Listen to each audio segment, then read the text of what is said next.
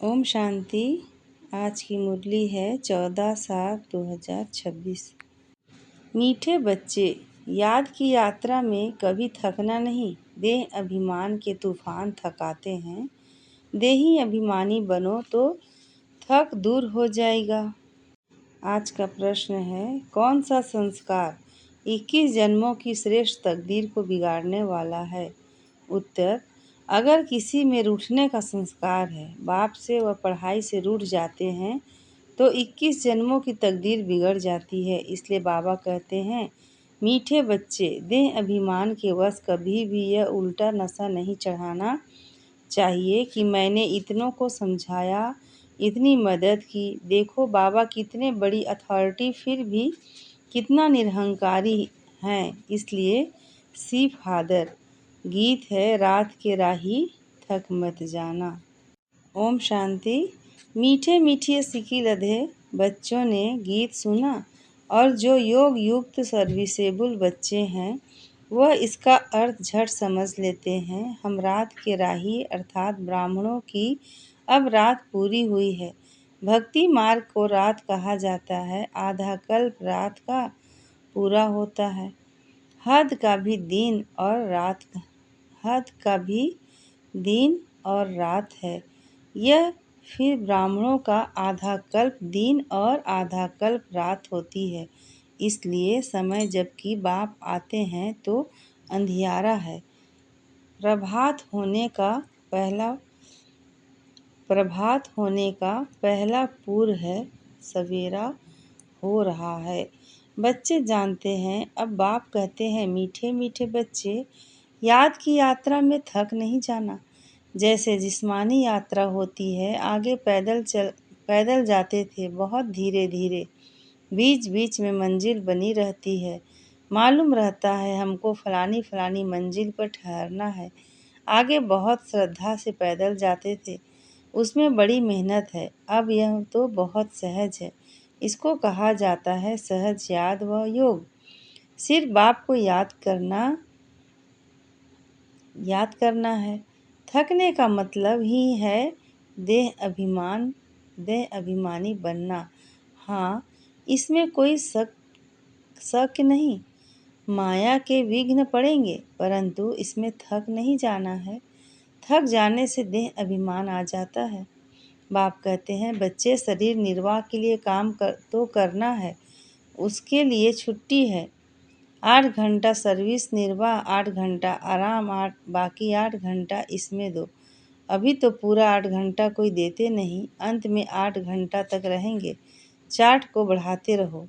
यहाँ जब आकर बैठते हो तो याद दिलाई जाती है, जिसको तुम निष्ठा कहते हो। बाबा की याद में आकर बैठते हो। इसका मतलब यह नहीं कि सिर्फ यहाँ आकर याद में बैठना है। ऐसे बहुत हैं, समझते हैं 5-10 मिनट योग करके उठें, परंतु बाप तो कहते हैं, धंधा धोरी करते कहाँ आते जाते हो तो भी तुम योग में रहो। कहाँ गंगा स्नान आदि करने जाते हो तो राम राम जपते हैं ना।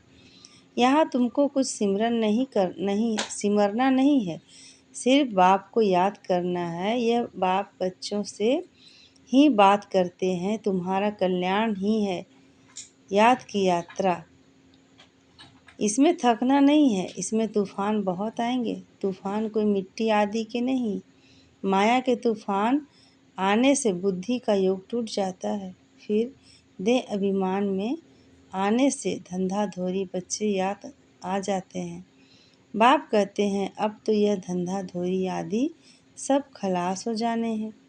तुम्हारे बच्चे वारिस बनने ही नहीं हैं। सब खत्म हो जाने हैं। अभी तो वारिस बेहद के बाप के खड़े हैं। हद का वर्षा मुर्दाबाद होना है। साहूकार लोग समझते हैं अब बच्चा बड़ा होगा, शादी करेगा, फिर यह होगा। बाप कहते हैं, अभी इतना टाइम नहीं है, इसलिए दुनिया से बिल्कुल मोह हटा दो। यह तो कब्रिस्तान है। धंधाधोरी बच्चों आदि के चिंतन में मरेंगे तो मुफ्त अपनी बर्बादी कर देंगे। शिव बाबा को याद करेंगे तो आबादी बहुत होगी। देह अभिमान में आने से बर्बादी होती है। देही अभिमानी बनने में आबादी देही अभिमानी बनने में आबादी होती है। जितना याद करेंगे उतना भविष्य 21 जन्म वर्षा पाएंगे। याद नहीं करेंगे तो बहुत घाटा पड़ जाएगा। वह फिर कल्पांतर के लिए हो जाएगा। इतनी बड़ी घाटे की बात है, ख्याल करना चाहिए। हम पूरा वर्षा कैसे पाएं? धन की भी बहुत लालच नहीं रखनी चाहिए। टू मच में नहीं जाना है। टू मच में नहीं जाना चाहिए। कोई देवाला मारते हैं तो बहुत फिकरात हो जाती है। शिव बाबा को बिल्कुल भूल जाते हैं। फिर दोस्त रखते कि ज्ञान में आए हैं तब दिवाला मारा है, बीमारी हो पड़े हैं। यह कभी नहीं समझना चाहिए। बीमारी आदि होती है, यह तो कर्म भोग है। अच्छा है, विकर्म विनाश हो जाएंगे। धर्मराज के डंडे खाने से तो बीमारी अच्छी है ना। कर्म भोग चुकतू करना है। यह तो महारोगी शरीर है। कितनी संभाल की जाती है। चलते चलते खड़े हो जाते हैं, हार्ट फेल हो जाते हैं। ऐसी पुरानी दुनिया को तो बुद्धि से एकदम भूल जाना चाहिए। बच्चे देखते हैं बाप नया घर बना रहे हैं तो पुराने से एकदम दिल हट जाना चाहिए। कहते हैं बाबा जल्दी से मकान बनवाओ, पुराने मकान में तकलीफ बहुत है। पुराने मकान में तकलीफ बहुत है। तुम भी जानते हो यह पुरानी दुनिया तो बहुत गंदी है। तुम्हारा यह है बेहद का सन्यास। वह सन्यास करते हैं घर बार का, उसको हद का सन्यास कहा जाता है। तुम सन्यास करते हो विकारों का। बाप कहते हैं देह सहित देह के जो भी तुम्हारे संबंध है सबको तोड़मा में कम याद करो। यह दुनिया जो इन आँखों से देखते हो इनको भूल जाओ। अभी तुम्हारी बुद्धि जानती है हम स्वर्ग की राजधानी के लिए पुरुषार्थ कर रहे हैं। ज्ञान का तीसरा नेत्र मिला है। यह सब कब्रिस्तान हो जाना है। इससे प्यार नहीं रखना है। आजकल मनुष्यों के पास पैसे बहुत हैं तो विकार भी तेज हो गए हैं। काम विकार कितना तेज है। काम बिगड़ रह नहीं सकते। 4-5 वर्ष पवित्र रह फिर लिखते हैं बाबा आज इनको भूल गया, भूत लगा, काला मुंह कर दिया। कितना धक्का खाया, एकदम 5 मंजिल से गिरे। पहले पहले है दे अभिमान, ऊपर से गिरा ठक, पुर्जा पुर्जा हो गया। खल्लास हड़ गुड़ बिल्कुल ही टूट गया जाते हैं। फिर पुरुषार्थ करने में टाइम लगता है। यह है सबसे बड़ी चोट। इसलिए बाबा कहते हैं काम महाशत्रु है। विकार को ही पतित पावन कहा जाता है। कहते हैं बाबा हमको पतित से पावन बनाओ। भारत में ही संपूर्ण निर्विकारी थे ना। भारत ही निर्विकारी था, अब भारत विकारी है, संपूर्ण निर्विकारी। सूर्यवंशी को कहेंगे भल रामचंद्र के राज्य में भी विकार की बात नहीं रहती, परंतु कला तो कम हो जाती है। 1250 वर्ष कम हो गए तो वह दुनिया की ताकत तो कम हुई ना। इसलिए उनको सतो प्रधान फिर सतो कहा जाता है। तुम चाहते हो हम मम्मा बाबा को फॉलो कर सूर्यवंशी महाराजा महारानी बने। इसमें तकलीफ व खर्चे आदि की तो बात ही नहीं है। इसमें मुख से कुछ बोलना भी नहीं है, सिर्फ याद करना है। इसको ही सहज योग कहा जाता है। इसमें बड़ी मेहनत चाहिए। बाबा के आगे तो सब महारथी हैं। इसमें योग पूरा चाहिए तब कुछ तीर लगे। योग बल है ना। योग की बहुत कमी है। विघ्न भी योग में बहुत पड़ते हैं। बेहद का बाप मीठे मीठे बच्चों को बैठ समझाते हैं। बच्चे बाप से व पढ़ाई से कभी रूठना नहीं। रूठेंगे तो 21 जन्म तकदीर से रूठेंगे। बड़े अच्छे अच्छे बच्चे भी रूठ पड़ते हैं। नशा चढ़ जाता है देह अभिमान का। मैंने इतनों को समझाया है। देह अहंकार आने से गिर पड़ते हैं। इसमें अहंकार आना नहीं चाहिए। शिव बाबा को कोई अहंकार है कितना निरहंकारी हैं और हैं कितनी बड़ी अथॉरिटी। कहते भी हैं मैं साधारण तन में साधारण घर में आता हूँ, साहूकार के घर में थोड़े ही आता हूँ। तो अब बच्चों को जगाना है। बाबा युक्तियाँ तो बड़ी अच्छी बतलाते रहते हैं। तुम बच्चों की ही देरी है। ड्रामा अनुसार अर्जुन अवस्थाएं जोर नहीं भरी है, आगे चल जोर भरेंगी। हम गवर्नमेंट को इतना हम गवर्नमेंट को इतला करते हैं कि इतने इतने वर्षों में स्वर्ग की स्थापना हो जाएगी। यह अखबार आदि में मनुष्य पढ़ेंगे तो आकर तुमसे पूछेंगे, थोड़े वर्ष के अंदर स्थापना होगी तो विनाश भी जरूर होगा। ढेर आएंगे। यह प्रॉपर्टी आदि थोड़े समय के लिए हैं। इस प्रॉपर्टी को तुम कोई प्रॉपर्टी थोड़े ही समझते हो।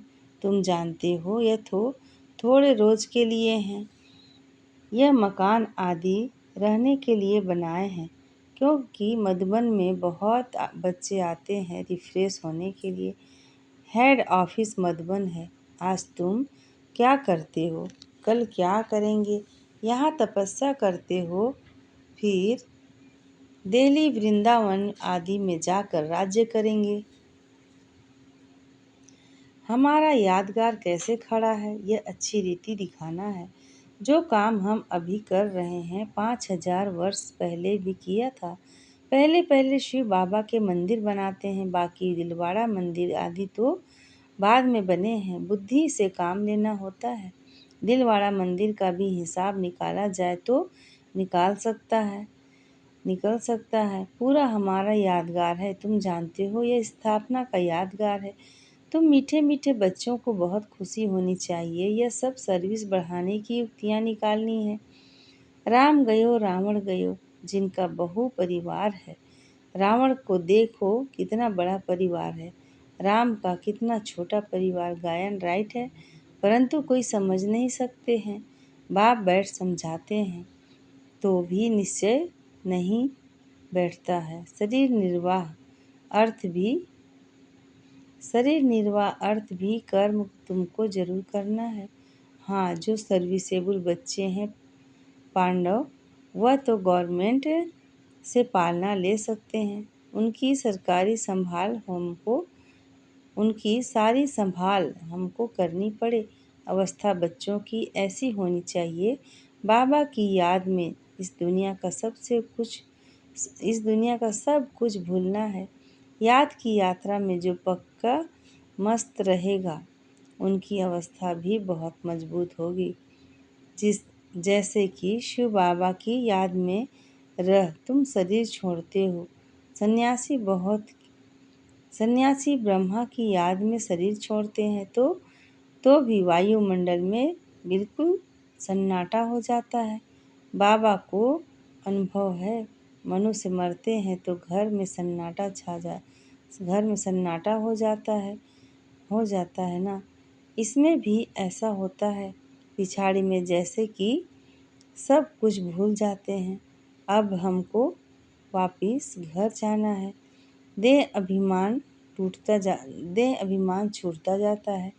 पिछाड़ी में शरीर खुशी से छोड़ना चाहिए, हर्षित मुख। बस हम कहाँ जा रहे हैं, ऐसी अवस्था जब होगी तब विजय माला में पिरोने लायक बनेंगे। तुम्हारे में शांति की करेंट है। कोई भी आते हैं तो कहते हैं यहाँ शांति बहुत है। यह है रियल शांति। आत्मा शरीर से डिटैच हो जाती है। तुम जानते हो हम आत्मा शांत स्वरूप हैं। हम अपने स्वधर्म में बैठ जाते हैं। कर्म के बिना तो कोई मनुष्य रह नहीं सकते। तो वो लोग हठ योग से क्या क्या नहीं करते हैं। तुम अब समझते हो हमारा स्वधर्म ही शांत है।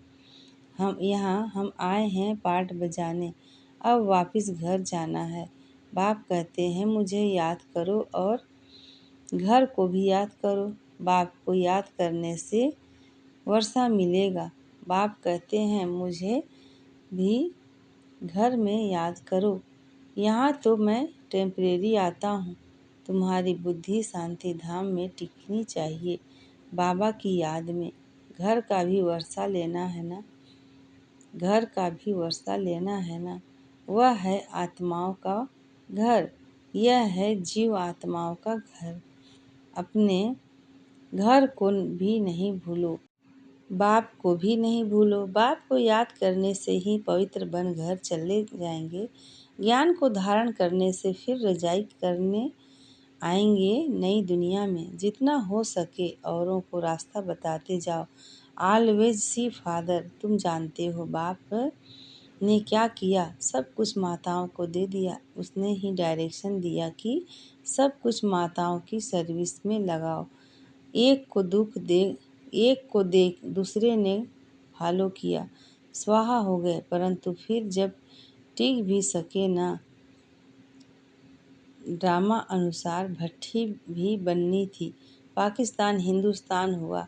तुम्हारी भट्ठी पहले शुरू हुई पाकिस्तान में। तुमने नदी को क्रॉस किया। शास्त्रों में तो क्या क्या बातें लिख दी है, प्रैक्टिकल में तो सब तुम जान। अब तुम सुनते हो ना, फिर कल बाद तुम ही सुनेंगे। अब बाप कहते हैं हियर नो इविल। धंधा आदि करो, धंधा आदि भल करो, परंतु हियर नो इविल। बाप कहते हैं हर बात में श्री मत लो। बाबा इस हालात में इस हालात में हम क्या करें? तो बाबा सब बता देंगे। कोई भी बात पूछनी हो तो तुम बाबा के पास जाओ। तुम डरते क्यों हो? कदम कदम पर पूछना है। श्रीमत पर चलने से कदम कदम में पदम है। तुम्हारा सेकंड बाई सेकंड जो पास होता है उसमें पदम है। तो कितनी कमाई हो रही है। अच्छा, मीठे मीठे सीखी लधे बच्चों प्रति माता पिता बाप दादा का याद प्यार और गुड मॉर्निंग। हम रूहानी बच्चों की रूहानी माता पिता बाप दादा को याद प्यार गुड मॉर्निंग और नमस्ते। शुक्रिया बाबा, शुक्रिया। धारणा के लिए मुख्य सार है। पहला, विजयी माला में पिरोने के लिए इस शरीर से डिटैच होने का पूरा पुरुषार्थ करना है। देह अभिमान को छोड़ते जाना है। इस दुनिया को बुद्धि से भूलना है। दूसरा है, टू मच धन की लालच में नहीं जाना है। बाप की याद के सिवाय दूसरा कोई चिंतन ना रहे। कभी भी बाप से व पढ़ाई से रूठना नहीं है। आज का वरदान है, मालिकपन की स्मृति द्वारा हाईएस्ट अथॉरिटी का अनुभव करने वाले कंबाइंड स्वरूपधारी भव। मालिकपन की स्मृति द्वारा हाईएस्ट अथॉरिटी का अनुभव करने वाले कंबाइंड स्वरूपधारी भव। डिटेल है। पहले अपने शरीर और आत्मा के कंबाइंड रूप को स्मृति में रखो। शरीर रचना है, आत्मा रचता है। इससे मालिकपन स्वतः स्मृति में रहेगा। मालिकपन की स्मृति से स्वयं को हाईएस्ट अथॉरिटी अनुभव करेंगे। शरीर को चलाने वाले होंगे। दूसरा, बाप का बच्चा शिव शक्ति के कंबाइंड स्वरूप की स्मृति से माया के विघ्नों को अथॉरिटी से पार कर लेंगे। आज का स्लोगन है, विस्तार को सेकंड में समाकर ज्ञान के सार का अनुभव करो और कराओ। विस्तार को सेकंड में समाकर ज्ञान के सार का अनुभव करो और कराओ। अच्छा, ओम शांति।